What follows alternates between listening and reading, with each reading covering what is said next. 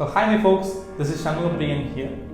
கடந்த 6 வருஷமாக இந்த ஃபினான்ஷியல் ஃபீல்டில் ஃபினான்ஷியல் அவேர்னஸ் ப்ரோக்ராமாக ஒரு ஏழை மக்களுக்கு ஒரு காலேஜ் பீப்புள்ஸுக்கு ஸ்டூடெண்ட்ஸுக்கு நிறைய அவேர்னஸ் கேம்ப் க்ரியேட் பண்ணியிருக்கேன். நான் IRDA passed and NISM certified.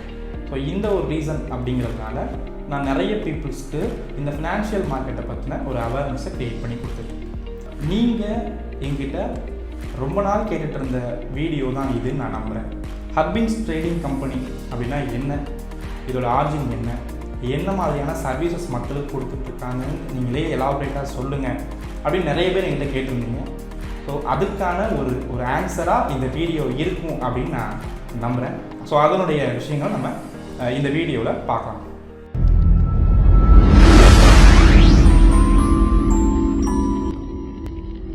இந்த ஹர்பின்ஸ் அப்படிங்கிற நேமை கேட்டவுடனே ஏதோ ஒரு டெல்லியிலையோ இல்லை மும்பையிலையோ இருக்கக்கூடிய ஒரு மிகப்பெரிய பிஸ்னஸ் மேனோட ஒரு சப் பிராண்ட் ஃபார்மாக இது இருக்கும் அப்படின்னு நீங்கள் நிறைய பேர் நினச்சிருக்கலாம். ஏன்னா எங்கிட்டே நிறைய பேர் அதை தான் கேட்டாங்க. எல்லாமே ஓகே தான், நீங்கள் யார் இதை நடத்துகிறா, டெல்லியில் இருக்கிறவங்களா மும்பையில் இருக்கிறவங்க உங்ககிட்ட எதுவும் கம்பெனி கொடுத்து ரன் பண்ண சொல்லியிருக்காங்களா இப்படிங்கிற மாதிரி நிறைய கேள்வி வந்துருக்கு. இப்போ ஹர்பின்ஸ் அப்படிங்கிறது ரொம்ப எளிமையான விளக்கம். என்னோட பார்ட்னர் நேம் திரு ஹர்ஷவர்தன். ஸோ அவர்கிட்ட இருந்து HAR, என்னோட பேர் ஷபின், ஸோ BIN. ஸோ இந்த ரெண்டு பேரோட கம்பைன்டு வடிவம் தான் ஹர்பின்ஸ் அப்படிங்கிற ஒரு எம்பரர். சொல்லப்போனால் நம்ம அப்படி தான் அதை உருவாக்கிறது. இந்த ஹர்பின்ஸ் ட்ரேடிங் கம்பெனி அப்படிங்கிறது ரொம்ப ஒரு மிகப்பெரிய ஒரு இலக்கை நோக்கி ஆரம்பிக்கப்பட்ட ஒரு கம்பெனி. ஒரு சாமானியனும் ஒரு ஃபினான்ஷியலாக ஒரு ஃப்ரீடம் அடையணும், ஃபினான்ஷியல் ஃப்ரீடம்னா ஒரு பொருளாதார சுதந்திரம் அவனுக்கு இருக்கணும் அப்படின்னு அவனுக்கு அதை எப்படியாவது கொடுத்துடணும், கொண்டு போய் அவன் நாலேஜில் ஏற்றிடணும் அப்படிங்கிறதான் நம்மளுடைய ஒரு மிகப்பெரிய கனவாக இருந்தது.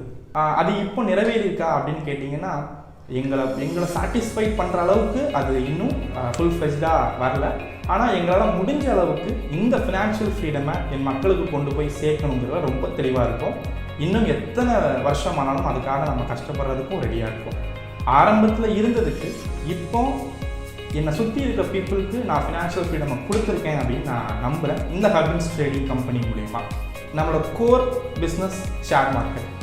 ஒரு நிமிஷம் இருங்க, ஷேர் மார்க்கெட்னோடனே பயந்து போய் வேண்டாம் அந்த வீடியோவை இதோட கட் பண்ணிடலாம் அப்படின்னு நினைக்காதீங்க. ரொம்ப சிம்பிள்.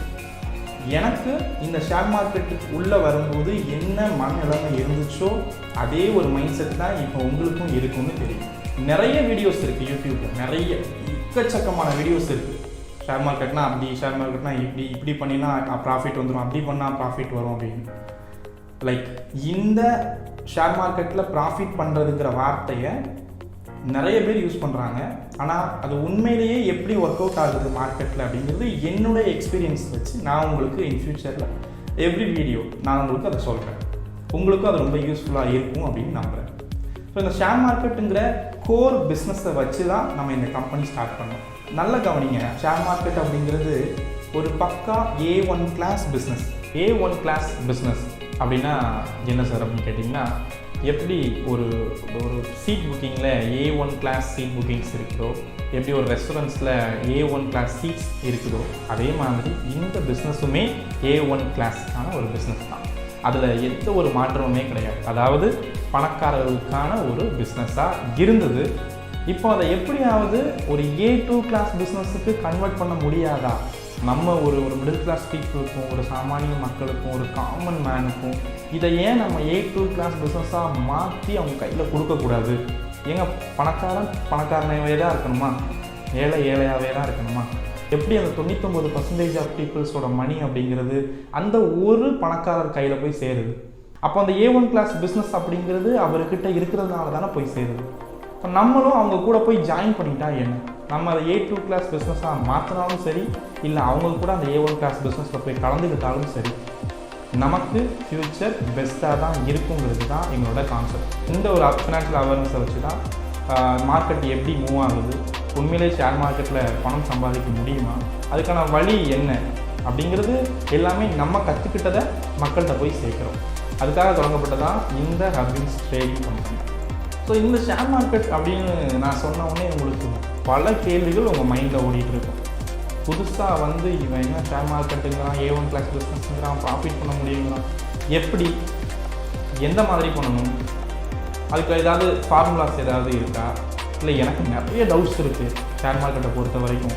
அது கேம்பிளிங்கிறாங்க, அதுங்கிறாங்க, இதுங்கிறாங்க, நிறைய விஷயங்கள் எனக்கு மைண்டில் இருக்குதுன்னு நீங்கள் கேட்ட கேள்விகளை அனலைஸ் பண்ணி அடுத்து வர ஒரு 5 கேள்விகளாக அதை நான் செக்மெண்ட் வைஸாக செக்ரிகேட் பண்ணியிருக்கேன். ஸோ அந்த கொஸ்டின் அண்ட் ஆன்சர்ஸை நம்ம பார்ப்போம். நம்பர் 1, ஷேர் மார்க்கெட்னா என்ன? ரொம்ப சிம்பிளாக புரிஞ்சுக்கோங்க. இந்த டைம்லேருந்தே உங்கள் மைண்டில் இதை தயவு செஞ்சு ஃபிக்ஸ் பண்ணிக்கோங்க. Share market is one of the business. இது ஒரு பிஸ்னஸ் மெட்டீரியல். லைக் ஒரு டீ கடை எப்படியோ, ஒரு மளிகை கடை எப்படியோ, ஒரு மோட்டார் சைக்கிள் கடை எப்படியோ, same thing share market is the business. இந்த ஷேர் மார்க்கெட்டும் ஒரு ஒன் ஆஃப் தி பிஸ்னஸ் அப்படின்னு நம்ம ஏன் சொல்கிறோம் அப்படின்னா, லைக் உங்கள்கிட்ட ஒரு இன்வெஸ்ட்மெண்ட், ஒரு கேபிட்டல் இருக்குன்னு வச்சுக்கலாம். இந்த கேபிட்டலை எடுத்துகிட்டு போய் ஏதாவது ஒரு பிஸ்னஸ் பண்ணுறோன்னு வச்சுக்கலாம். இந்த பிஸ்னஸ்க்கு ஆகக்கூடிய டைம், அந்த பிஸ்னஸ் பிக்கப் ஆகக்கூடிய டைம், அதுக்கு கொடுக்கக்கூடிய எக்ஸ்பென்சஸ், அதுக்கு நம்ம கொடுக்கக்கூடிய நம்மளுடைய உடல் உழைப்பு, ஸோ இது எல்லாத்தையுமே ரொம்ப சிம்பிளாக இந்த ஷேர் மார்க்கெட் அப்படிங்கிற ஒரு சின்ன இந்த ஒரு பிஸ்னஸ் நம்ம இதை எல்லாத்தையுமே ஓவர் கம் பண்ணிடும். நீங்கள் அடிஷ்னலாக ஒரு ஆஃபீஸ் போட வேண்டாம், நீங்கள் அடிஷ்னலாக இதுக்கான டைம் ஸ்பெண்ட் பண்ண வேண்டாம், நீங்கள் அதிகமான உழைப்பு போட வேண்டாம்.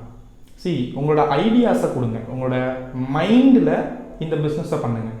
எவ்வளோ நாள் தான் நீங்களும் ஹார்ட் ஒர்க் மட்டுமே பண்ணிகிட்டு இருக்க போகிறீங்க? என்றைக்கு தான் ஸ்மார்ட் ஒர்க்குக்கு மாற போகிறீங்க? இந்த ஷேர் மார்க்கெட் அப்படிங்கிற பிஸ்னஸ் ஃபுல் அண்ட் ஃபுல் ஒரு smart way to make a easy money. ரொம்ப சிம்பிள். மொத்தமே ஒரு 10 ஸ்ட்ராட்டஜிஸ் தான் இருக்குது. இந்த 10 ஸ்ட்ராட்டஜிஸை கரெக்டான முறையில் நம்ம யூஸ் பண்ணோம் அப்படின்னா we make a profit.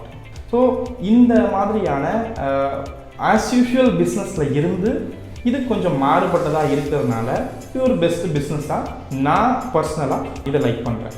Share மார்க்கெட்டுங்கிறது ஒரு business. Number 2, peoples view on share market. இன்றைக்கி தேதியில் மக்கள் பங்குச்சந்தைனா என்ன நினைக்கிறாங்க, மார்க்கெட்டில் எப்படி ப்ராஃபிட் பண்ண முடியும்னு நினைக்கிறாங்க, அதை என்னவா மைண்ட் செட்டில் வச்சுருக்காங்க அப்படிங்கிறத பற்றி தான் நிறைய கொஸ்டின்ஸ் வந்துருந்துச்சு. நல்லா புரிஞ்சுக்கோங்க, market one of the business. நீங்கள் எந்த பிஸ்னஸ் பண்ணாலுமே ஒரு 10% ஆஃப் ரிட்டர்ன்ஸ் அப்படிங்கிறது எவ்ரி மந்த் ஆன் மந்த் நீங்கள் சம்பாதிக்க போகிறீங்க. ஸோ அதே 10% ரிட்டர்ன்ஸை மார்க்கெட்லேயும் சம்பாதிக்க முடியுங்கிறது ரொம்ப ஈஸியாக சம்பாதிக்கலாம். அது ரொம்ப கஷ்டமே கிடையாது. மக்களோட மனநிலை அப்படிங்கிறது ரொம்ப கெடுத்து வச்சுருக்காங்க இந்த நியூ கைண்ட் ஆஃப் ட்ரேடர்ஸ்.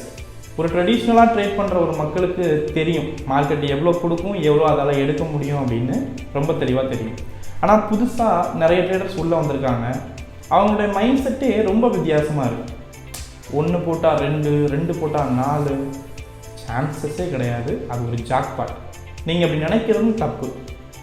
நீங்கள் எப்படி அது வந்து 1 லட்சம் போட்டால் 2 லட்சம் கொடுத்துரும், 2 லட்சம் போட்டால் 4 லட்சம் கொடுத்துரும், நீங்கள் எந்த மைண்ட் செட்டை நீங்கள் அதை நம்புறீங்க அப்படின்னு எனக்கு தெரியல. சுத்தமாக அதுக்கான பாசிபிலிட்டியே கிடையாது. ஆனால் ஒன்றே ஒன்று மட்டும் புரிஞ்சுக்கோங்க, நீங்கள் எந்த பிஸ்னஸில் போட்டாலும் உங்களுக்கு 10% ரிட்டர்ன்ஸ் வரதே ஒரு பெரிய விஷயமா இருக்கும்போது இதில் மட்டும் 1 போட்டால் 2 கிடைக்கும் அப்படின்னு நினைக்கிறது மிகப்பெரிய தப்பு. நீங்கள் அப்படி நினச்சிட்டிங்கன்னா நீங்கள் கட்டாயமாக லாஸ் பண்ண தான் செய்வீங்க மார்க்கெட்டில். ஸோ அதை விட ரொம்ப முக்கியமான விஷயம், 3வது விஷயமாக நான் என்ன சொல்ல வரேன்னா, லேக் ஆஃப் ஃபினான்ஷியல் லிட்ரஸி. மார்க்கெட்டை பற்றின கொஞ்சம் கூட ஒரு நாலேஜை நம்ம கெயின் பண்ணிக்காமல் மார்க்கெட்டுக்குள்ளே வந்து நம்ம லாஸ் பண்ணிட்டோன்றது மட்டும் ஊர் ஃபுல்லாக சொல்கிறது. அதை பற்றின நாலேஜ் இருந்தால் மட்டும்தான் மார்க்கெட்டில் நம்மளால் சம்பாதிக்க முடியும். நான் ஒரு உதாரணத்துக்கு உங்களுக்கு நான் சொல்கிறேன். நான் இப்போ வரைக்கும் ஒரு ஐடி கம்பெனியில் ஒர்க் பண்ணிகிட்டு இருக்கேன், ஹெச்ஆரா சம்திங் ஏதோ ஒன்று. நாளைக்கு காலையில் நான் வெளியே போய்ட்டு டீ கடை போட்டு நான் 1 லட்சம் போட்டு மாதம் 10,000 ரூபாய் எடுத்துருவேன் அப்படின்னு நான் நினைக்கிறது எவ்வளோ ஒரு முட்டாள்தனமோ அதே முட்டாள்தனத்தை நீங்களும் பண்ணாதீங்க. ஏன்னா நான் ஃபஸ்ட்டே சொல்லிட்டேன், market is one of the business.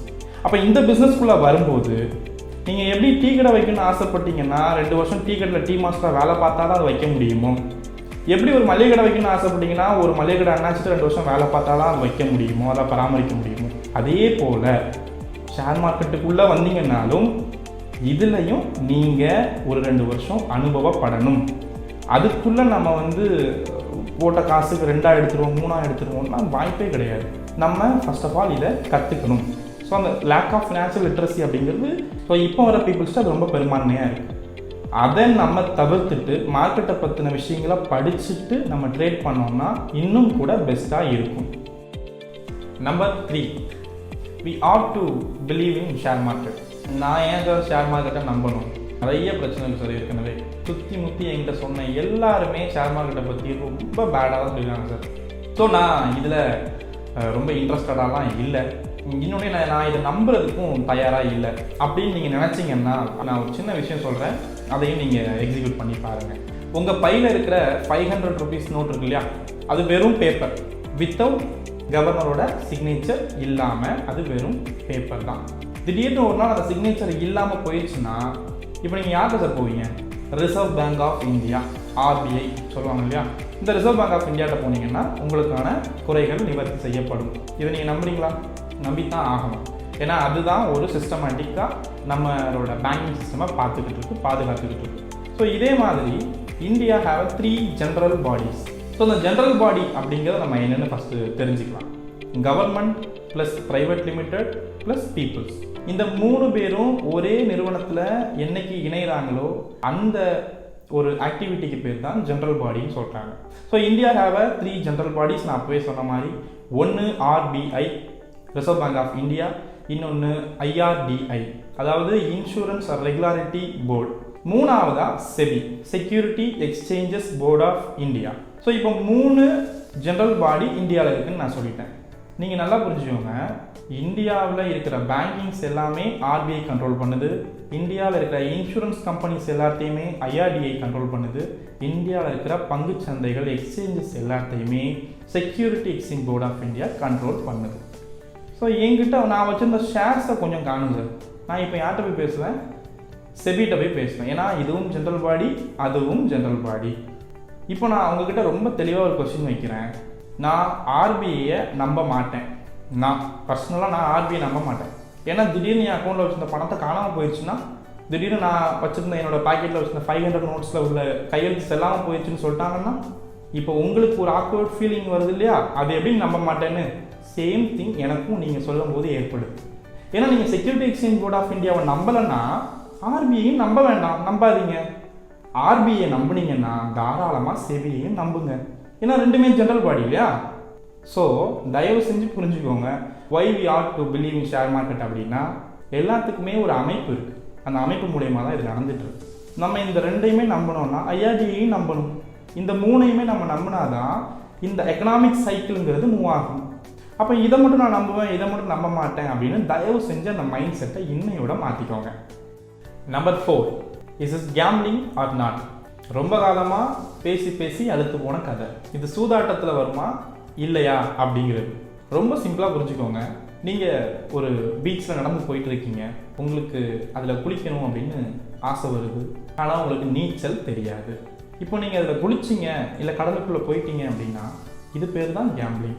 So நம்மளோட பர்சனல் ஒப்பீனியன் என்ன அப்படின்னா, எந்த ஒரு விஷயத்தையுமே உங்களுக்கு தெரியாமல் இருக்கிற விஷயத்த தெரிஞ்ச மாதிரி நினச்சிக்கிட்டு பண்ணுற எல்லாமே கேம்லிங் தான். உள்ளே வரீங்க, கற்றுக்குறீங்க, 1 வருஷம் 1.5 வருஷம் 2 வருஷம் கற்றுக்கிட்டு நீங்கள் பண்ணீங்கன்னா அது கேம்லிங் கிடையாது. ஸோ கற்றுக்காமல் பண்ணாதீங்க, நீங்களும் கேம்லர் ஆயிடாதீங்க. ஷேர் மார்க்கெட்டில் யாரெல்லாம் ட்ரேட் பண்ணலாம், யாருக்கெல்லாம் இது சப்போர்ட் பண்ணும் அப்படின்னு கேட்டிங்கன்னா ரொம்ப கவனிக்க வேண்டிய விஷயம். நீங்கள் கண்டிப்பாக ஒரு பிகாம் டிகிரி வச்சுருக்கணும், ஒரு MBA பண்ணியிருக்கணும், முடிஞ்சால் டாக்டரேட். இப்படிலாம் கிடையாது. ஃபர்ஸ்ட் ஆஃப் ஆல் மார்க்கெட்டில் அதை நம்பாதீங்க. மார்க்கெட்டுக்கு ஒவ்வொரு நாள் காலையில் 9 மணிக்கு இந்தியாவில் ட்ரேட் பண்ணக்கூடிய 8 கோடி பேருமே புதிய ஆட்கள் தான். நான் அடித்து சொல்லுவேன். ஸோ நான் இதுக்கு பெரிய அளவில் படிச்சிருக்கணுமா சார், இல்லை ஒரு நல்ல அக்கௌண்ட்ஸ் நாலேஜ் இருக்கணுமா சார் அப்படின்னா எதுவுமே தேவையில்லை. மார்க்கெட்டை பொறுத்த வரைக்கும் நீங்கள் யாருனாலும் இருக்கலாம், ஆனால் மார்க்கெட்டை தெரிஞ்சிக்க ஆசைப்படுற ஆளாக இருக்கணும். நீங்கள் நிறைய இடத்துல டெக்னிக்கல் சார்ட்ஸ்லாம் பார்த்துருப்பீங்க, அப் அண்ட் டவுனில் சம் வேவ்ஸ்லாம் போயிட்டுருக்கும். நல்லா புரிஞ்சுக்கோங்க, அது ஒரு வெளியூர் சாமியார். ஆனால் அந்த சாமியார்கிட்ட பயங்கர பவர் இருக்குது, நீங்கள் கேட்குறது எல்லாத்தையும் கொடுக்கக்கூடிய பவர் இருக்குது. ஆரம்பத்தில் சாமியார் பேசுகிற எதுவுமே உங்களுக்கு புரியாது, கண்டிப்பான முறையில் புரியாது. ஏன்னா அவர் ஏதோ ஒன்று சொல்லுவார், உங்களுக்கு நீங்கள் அது வேறு ஏதோ புரிஞ்சுப்பீங்க. போக போக போக ஒரு 6 வருஷம் 1 வருஷம் 2 வருஷத்தில் சாமியார் இதை சொன்னார்னா இது பண்ணுவார், இதை சொன்னார்னா அவருக்கு இது தேவைப்படுது போல் அப்படின்னு அவரோட அசைவுகளை வச்சு நீங்கள் கண்டுபிடிக்க ஆரம்பிச்சிருவீங்க. சேம் திங், டெக்னிக்கல் சார்ட்ஸும் அப்படி தான், ஃபண்டமெண்டல் அனாலிசிஸும் அப்படி தான். ஒரு சாமியார் இதை சொன்னால் இது நடக்குதுங்கிற மாதிரி ஒரு சார்ட் இதை சொல்லிச்சுன்னா அடுத்து அதுதான் நடக்கும். ஸோ அப்படி நடக்குது அப்படின்னா நீங்கள் அந்த சாமியாரை தெளிவாக புரிஞ்சிக்க ட்ரை பண்ணுறீங்கன்னு அர்த்தம். அந்த சார்ட்டை நீங்கள் தெளிவாக புரிஞ்சிக்க ட்ரை பண்ணுறீங்கன்னு அர்த்தம். ஸோ இதை நீங்கள் பண்ணிட்டாலே மார்க்கெட்டுக்கு உங்களை ரொம்ப பிடிச்சிடும், சாமியாருக்கும் உங்களுக்கு ரொம்ப பிடிச்சிடும். நீங்கள் கேட்டதெல்லாம் கிடைக்க தான் செய்யும். அப்போ மார்க்கெட்டுக்கு நான் வரலாமா வரக்கூடாதாங்கிற எந்த பாகுபாடும் கிடையாது. இது எல்லாருக்குமான மார்க்கெட். நாங்கள் ஆசைப்பட்ட மாதிரி இன்னும் நிறைய காமன் பீப்புள், நிறைய ஒரு சாமானிய மக்கள் இதுக்குள்ளே வரணும் அப்படிங்கிறது எங்களோட ஆசையாக இருக்குது. ஸோ இதில் எப்படி ட்ரேட் பண்ணுறது, எப்படி ப்ராஃபிட் பண்ணுறது, என்னென்ன மெத்தட்ஸ் இருக்குது அப்படிங்கிற எல்லாத்தையுமே ஒரு ஃபுல் ஃப்ளெஜ்டான கோர்ஸ் மூலிமா நம்ம மக்களுக்கு சொல்லி கொடுத்துட்ருக்கோம். ஸோ அந்த கிளாஸஸில் நீங்கள் ஜாயின் பண்ணால் கூட பண்ணிக்கலாம். ஸோ இவ்வளோ நேரம் நீங்கள் இந்த பார்த்த வீடியோ உங்களுக்கு ரொம்ப பிடிச்சிருக்குன்னு நம்புகிறேன். நிறைய தகவல்களை நான் உங்களுக்கு கொடுத்துருப்பேன் அப்படின்னு நான் நம்புகிறேன். இதே மாதிரி நிறைய வீடியோஸ் உங்களுக்காக அடுத்தடுத்த கட்டமாக நான் உங்களுக்கு அப்லோட் பண்ணுறேன். இந்த வீடியோவை பொறுத்த வரைக்கும் உங்களுக்கு ஏதாவது இதில் கொரிஸ் இருந்தாலோ ஒரு கொஸ்டின்ஸ் இருந்தாலோ தாராளமாக கமெண்ட் பண்ணுங்கள். அதுக்கான ஆன்சரையும் நான் கொடுக்க ட்ரை பண்ணுறேன். தேங்க்யூ.